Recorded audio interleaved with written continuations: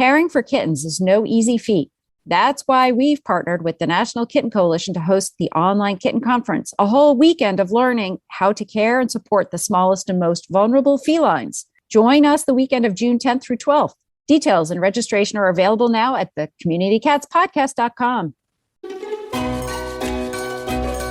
You've tuned in to the Community Cats Podcast. Ready? Let's go.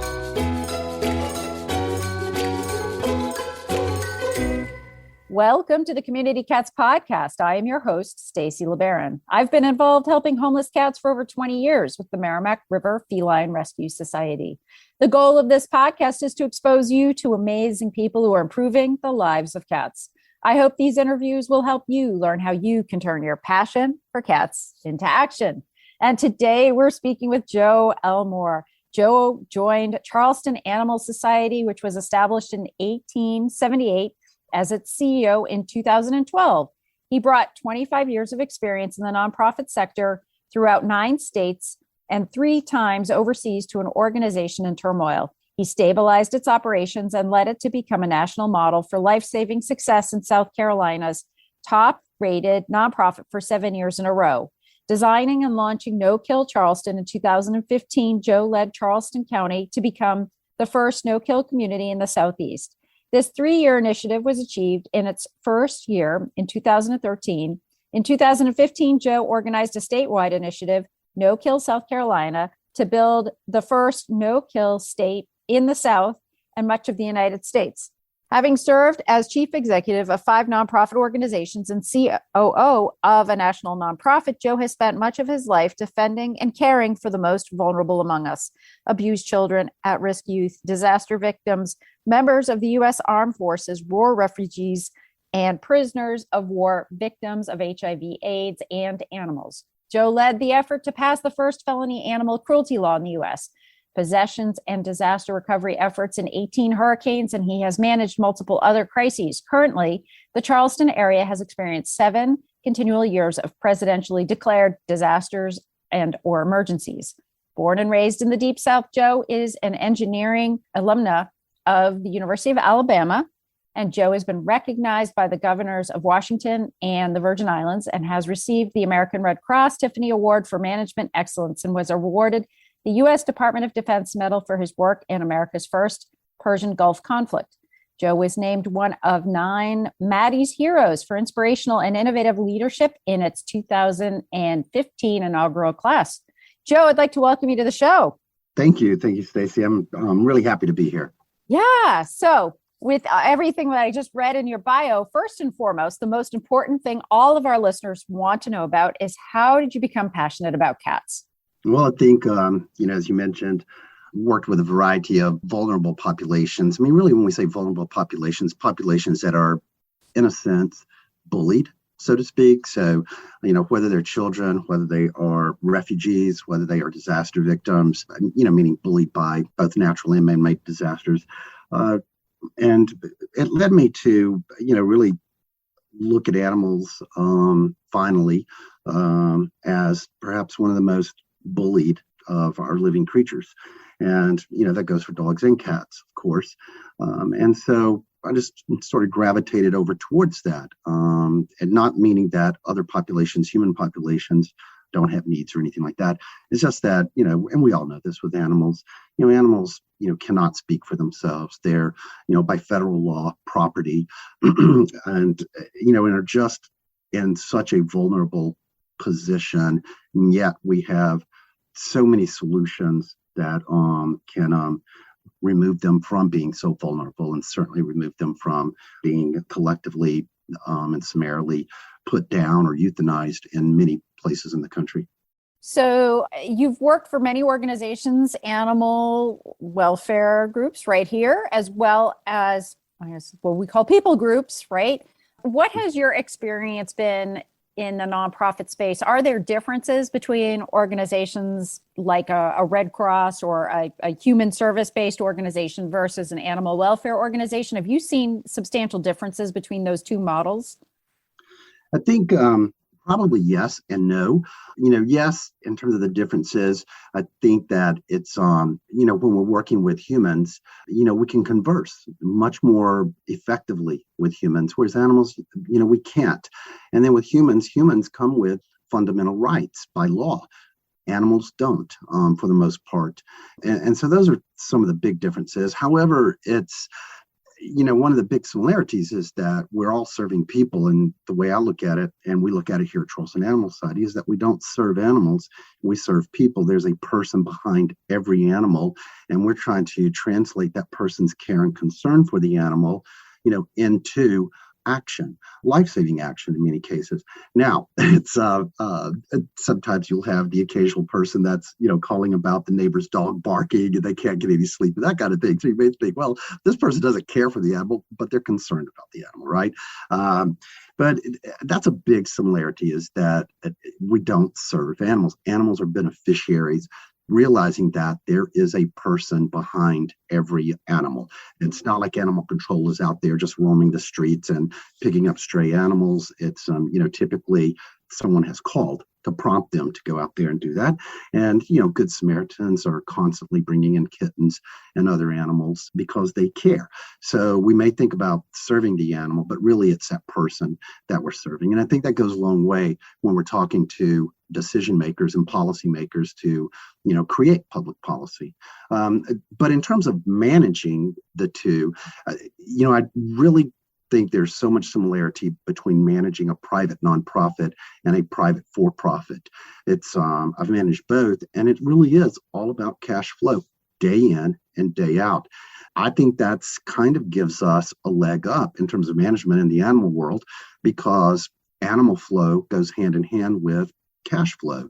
And we know the more we raise, the more we save. And if we're not saving the animals, then the cash flow is not going to be there. Folks are not going to be confident in us. But if we get positive cash flow and positive animal flow, both going in the same direction, then that's a recipe for, thriving, for the animals to thrive, for the organization to thrive, for the mission to thrive.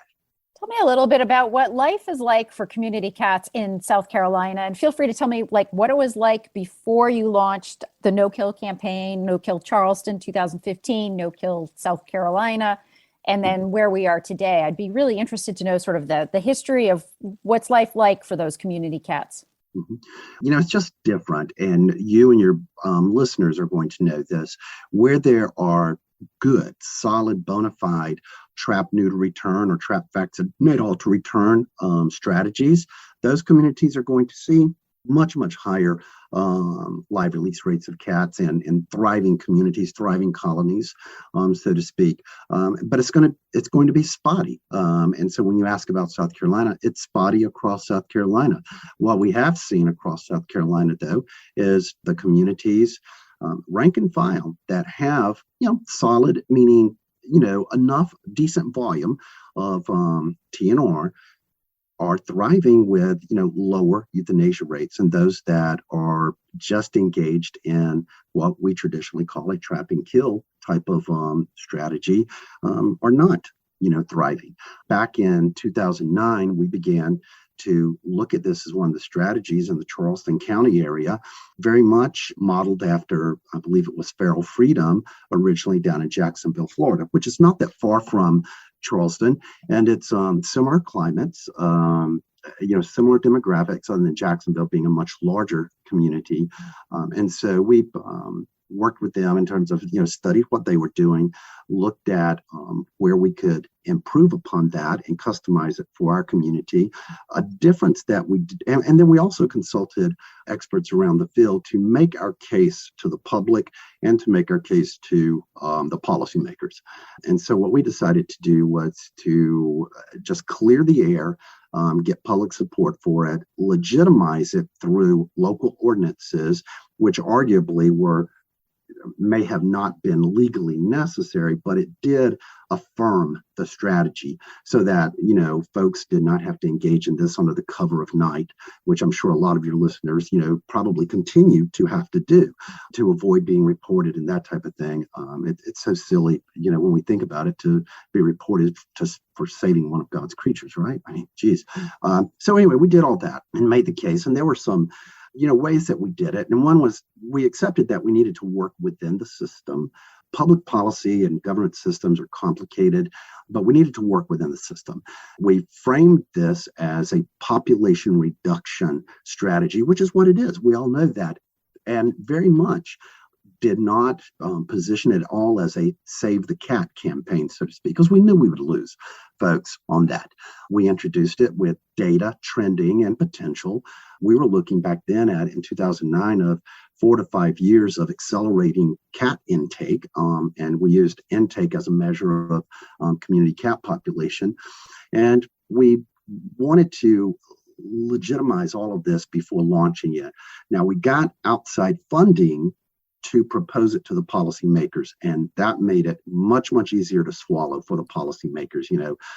In fact, I think they paid, this is probably unfair, but I think at times they paid more attention to the fact that, we were coming in with a checkbook. We they were not going to have to pay for it. I think we could have probably, with some of the council members or legislators, I think that we probably could have sold them anything as long as we were picking up the tab, right? But we created a large collaboration of organizations also. Some of these were small, very small organizations, like it may have been one rescuer, traditional rescuer, but, had their organization. So when we did written correspondence, we had a long list of organizations. Now, some of those organizations may have been like a large organization, such as Charleston Animal Society. Others may have been a one-person organization. But the fact remains, when you look on the letterhead and you have this long list of organizations, that's impressive. So then we, really sold it, and we celebrated the successes each time that we would have a success.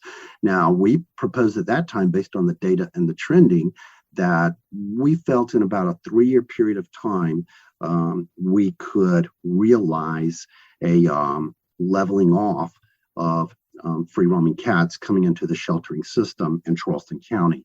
After 18 months, we saw a decline began. So we were very surprised by it that soon, but we celebrated. We celebrated it, and we stroked all the politicians. This is all because of you and your courage and your, foresight and da-da-da and all that kind of stuff, and just really, really stroked them. And, to get their commitment to it, long-term commitment to it. And, this is something that, we want to, keep. And also, so it's so the state of community cats, so to speak, in South Carolina as a whole, spotty, except for where there's bona fide TNR strategies. In Charleston County, it's very good. I can just throw a couple of things at you. So we legitimized the ordinances here in 2010. And at that point, in 2010, we had, when we were just starting this out, meaning on a large scale, we had about 6,300 cats coming into the sheltering system, or about 31 per capita, about 31 cats per citizen in Charleston County. So over this 10-year period, that has reduced down to, in 2019, to 19 cats per citizen. Now, 2020 and 2021, because of the pandemic, is a skewed year. We placed some managed moratoriums on the Free Roaming Cat Initiative, and it dropped all the way down to 12 cats per capita. But the interesting thing about this is that the AVMA, states that the dog, the canine and feline population grows proportionally with the human population. Well, in this same 10-year period, based on the latest census, the human population grew by 10%. Yet the community cat population, or let's say the overall cat population, has decreased by anywhere from 30 to 50%. I hesitate to say 50% because that was in 2020, the pandemic year. So, but let's say by over 30%. So that makes it even more impressive. along with, and if you're from this area, you know this, it's the population has just boomed in South Carolina, especially the Charleston area. I think the most recent stat I saw was that South Carolina is the third fastest growing state in the country. So with all of that influx of people and development and housing development, we have seen both in wildlife and with free roaming cats that where we didn't see them before, they're being flushed out. We have staff here who, as recently as 5 or 6 years ago, bought houses and new developments and forest around them, and now it's all clear cut with more housing and all that. Well, the wildlife, whether it's deer, whether it's free roaming cats, it's flushing them out. And yet all of this would lead you to believe that we would see an increase in those free roaming cats. And yet we've seen this significant decrease in the free roaming cat population. And so, and we share this data, with everyone. And, it's hard to argue against the data. It's working. We interrupt this podcast for a quick trivia question. Where's the single place with answers to all of your animal welfare questions? Yes, even the one that kept you awake until 2 a.m. Anyone? Bueller? It's Maddie's Pet Forum. Maddie's Pet Forum is the only dedicated forum for our industry where you can find answers from colleagues fast and free. Stop doom scrolling and join today. Visit forum.maddiesfund.org/cats. Could your animal welfare organization use a tune-up? Humane Network can help. You can get a free 30-minute consultation to talk through your challenges and get ideas on how your organization can be more successful with less stress. From board development and fundraising to strategic planning and operations, Humane Network has got you covered. Whether you are a large or small, nonprofit or government, it's a live and thriving program led by a certified animal behavior consultant, features specially designed training for shelter and clinic staff on enrichment, stress reduction, safe animal handling, and behavior modification. With Humane Network, you receive individualized advice and support customized to meet your organization's unique needs. And Humane Network can lighten your load by taking on fundraising, communications, and other tasks you struggle with. Contact Humane Network today for a free 30-minute consultation. Visit humanenetwork.org. That's humanenetwork.org. Team Dubert is at it again, and now they have an amazing companion case management module that once again revolutionizes how you rescue animals. Dubert partnered with Dallas Pets Alive and the Spay Neuter Network to build a powerful solution that allows you to manage cases of any kind. Whether owner surrender calls or emails, community cat tracking and reporting, Dubert is the only system that integrates two-way text messaging, automatic follow-ups, and even a rehoming solution that every organization can use. No more trying to manage 10 different technologies when everything is all in one place and tightly integrated. From fostering to transport, fundraising to e-commerce, supply and demand to case management, Dubert has everything you need to streamline your operations so you can focus on saving more animals. Check out the new companion case management module at www.dubert.com/CCM and get signed up today.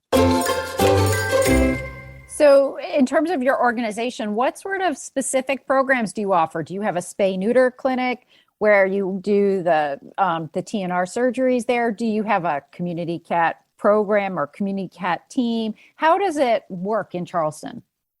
Well, we have a number of animal control agencies, about 6 different ones that we work with. We have a number of colony cat managers, if you will, out there, and we have the general public, so to speak. And so we've been doing this for 10 years. So, this is the strategy. Now, we also have a feral cat sanctuary as well, which I can talk about that just a little bit later.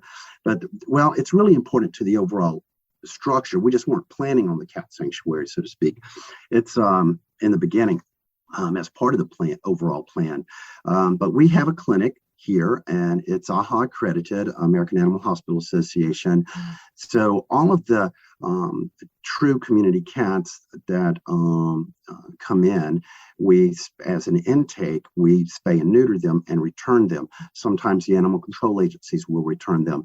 Many times the public is bringing those in, and sometimes they will return them. Now, we do that all at no charge. Now, because those are basically owned by the public, so to speak, or basically not owned.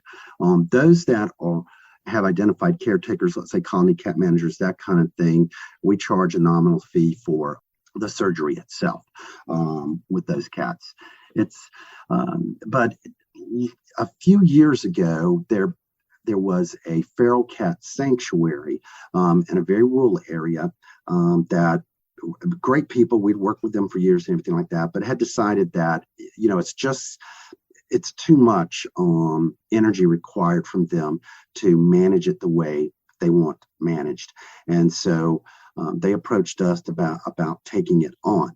And we did decide to do that. We made some major investments in it, and we're still making investments in it. And it's about 20 miles out from the population center here in a rural area. We keep it, as quiet as we can. We don't want it to become a dumping ground, so to speak, for cats. The only cats that we take in there are those that typically colony caretakers, reach out to us and say, the area has been paved over, which happens quite a bit here because of all the development. What is the best option for those cats?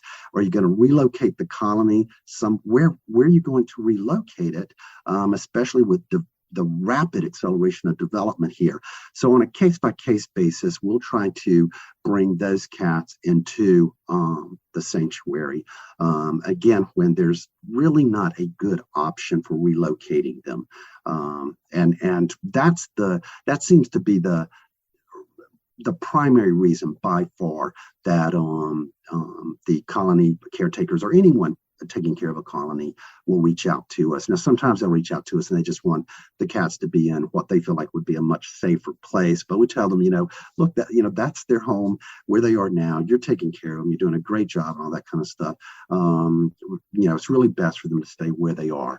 Until the developers come through, and pave all of that over and everything. But so so if I were to recommend a comprehensive system, for anyone, I would say you might really want to think about a place out in the rural community, doesn't get a lot of attention, and to have for those colonies that slip through the safety net, so to speak, and there's really no place for them to go, not as a barn cat or that kind of thing, but really in danger of losing their home, what is their home, because it's been paved over with development, and it's and there's no place for them to go really, other than to be relocated in another strange area. Now, on our sanctuary, we have it all enclosed by fencing to protect the cats from predators, but you don't need that. It's and we all know this. Free roaming cats have been out there for 10,000 years, just getting along splendidly, very splendidly. That's why there's so many of them, right? But we did enclose ours to protect them from predators and that type of. Yeah, and I've also run a sanctuary for cats before too, and I think before you venture down that path, you need a good team of fundraising folks in your back pocket, because those cats, as they age, their needs will increase. Coming from somebody who paid for 50 dentals on feral, cats that were age 12, it got to be a pretty expensive bill. So it's just, you shouldn't just launch it without some resource planning behind, for sure. Yeah, and that was the reason the folks that had started it years ago and ran it for about 20 years really asked us to take it on, and we have a great relationship with them and everything, and we had that fundraising capacity. So I agree with you wholeheartely, Stacy, is that if you don't have the financial capacity to do that, don't do it, because like you said, it's like us, right? As we get older, we become more expensive too, For sure, definitely. So it looks like that you have in South Carolina, do you have a statewide coalition? And if so, can you tell us a little bit about it?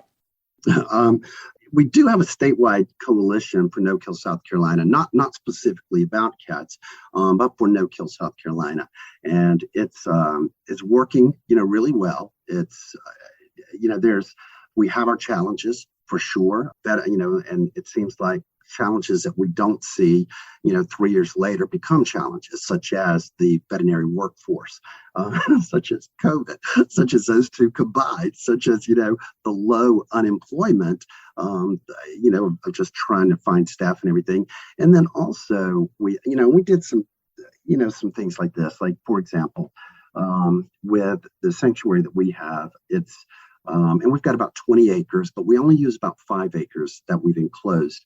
But there is a long-term colony cat manager that had probably between 15 and 20 colonies across the entire county, and, the next generation coming in is lots of confidence in them, lots of optimism and confidence about them stepping up. However, we have to be realistic and make adjustments and changes to support them, probably more so than others. So this person, wonderful person, is getting older and everything, arthritis, that type of thing. And some of the cat colonies, and we all know this, are not in the most safe areas out there. So, she's out at 4 or 5 in the morning in the dark, has fallen a few times, that kind of thing. And asked us, and told us realistically, I don't think I'm going to find 15 people to step in when I can't do this anymore. I can make my husband, help me since he's about to retire, so I could force him to, but I can't force others, right? So they approached us about taking an acre and enclosing it and making sure that they incrementally over time bring in cats, and they knew they were going to lose some cats and that type of thing, simply because it felt like it would be easier for them to find, 2 or 3 volunteers rather than to carry it on and to help them with that, rather than 15 different people for 15 different colonies all across the county. And so that was, something else that we didn't foresee, but we were able to adjust to. Very interesting, really interesting modeling. I was trying to figure out how your local neighborhood can support a colony versus making a decision as to when it's time to relocate or put into a sanctuary, and what the obligation levels are there. There's this real flow chart, I think, that we all have to go through in each particular colony of, if yes, then I go here. If no, I go here. And it's just different for every colony that's out there, because you can have a neighbor 3 doors down who's also feeding those cats. And if the feeder fades away, it's okay, because they'll get absorbed by the feeder down the street. But then maybe another area, it's totally not like that. So there's just a lot of case-by-case challenges out there. You're so right. You're so right about that. It's, you may, like I said, a colony may be paved over, where it's typically being housed. The individual that I was just referring to, would run into some of the next generation, where the folks that she started these colonies with on their properties and stuff were of her contemporaries, but had died. And the young ones come in, or they sell the property or something, and then it's adamantly no, want the cats out of here, that kind of thing. And then each colony has its own, characteristics, whether it's, size, personality, cats, all of that. I mean, you're absolutely right with that.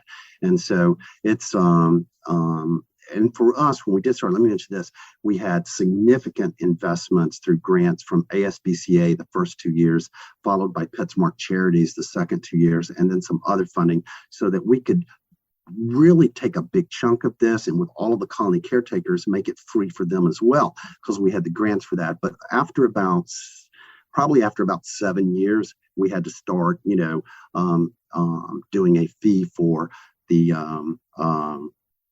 colony caretaker cats, for those cats. Right. That's very interesting. So, Joe, if there are folks interested in finding out more about the Charleston Animal Society, how would they do that? Well, I mean, they can go to charlestonanimalsociety.org, or they can email us or call us or anything like that. But charlestonanimalsociety.org, and I believe that we just revised our website, but I'm pretty sure our free home and cat model and everything is on there. If anyone is wanting to make the case to their public officials to do this, we've got 10 years of solid data that we can show and compare it with population growth and some of those stats that I threw out at you earlier as just kind of the tip of the iceberg in terms of stats. But the other thing is also is we reached out. We weren't, overly prideful or anything like that. We reached out to anyone and everyone that we could get help from, whether it was Dr. Julie Levy down in Florida, whether it was folks out at Texas A&M, UC Davis, Feral Freedom down in Jacksonville, and a few others, just to study and get opinions from a wide variety of people. Brian Cordes was another one, and then we took those fundamentals and customized it here. And like I mentioned to you, we had the grant funding so that we really went out there with a very, very high volume approach, got the population down, and now we just don't see the number of cats that we used to see. So knock wood, we're happy. Right, that's what it's all about. And the other thing is just kind of the relationships with the bird enthusiasts. Well, this is Charleston Animal Society. We deal with about 75 species. We have birds in here all the time too. We have feral cat colonies on our campus right here, right outside our window, and we also have bird feeders for birds up in the trees and things like that. And it works. It works. Rarely something happens. But with a bird enthusiast, and we're bird enthusiasts, we would approach them with, look, we really want to achieve the same impact. And that is to manage this population, this overpopulation downward. And we feel this is more successful. And the key for this being more successful is that if people trust the system, they'll participate. People didn't trust the system. They were willing to give it a try. And they were watching all of this effort we were doing. And the phones went off the hook when the ordinance passed. They understood that occasionally cats would come in and they were so unhealthy that the only humane thing to do is to euthanize a cat, but most of them would be returned. And it's and the participation is how it worked. We got a lot of participation, lots of calls and everything. And if you don't have it legitimized in your community, folks are not going to trust the system. And you can make all the laws you want to outlawing it, and people are still going to feed cats. And what are you going to do? You're going to lock them up and carry them away in handcuffs? Yeah, try that and see if you regain public office, Joe, I want to thank you so much for being a guest on my show, and I hope we'll have you on again in the future. Oh, well, thank you. This has been delightful. And it's very delightful. And it's a pleasure to meet you, Stacy. And thank you for everything that you're doing and have done. That's it for this week. Please head over to Apple Podcasts and leave a review. We love to hear what you think, and a 5-star review really helps others find the show. You can also join the conversation with listeners, cat caretakers, and me on Facebook and Instagram. And don't forget to hit follow or subscribe on Spotify, Apple Podcasts, Google Podcasts, YouTube, Stitcher, or wherever you listen to podcasts so you don't miss a single show. Thanks for listening, and thank you for everything that you do to help create a safe and healthy world for cats.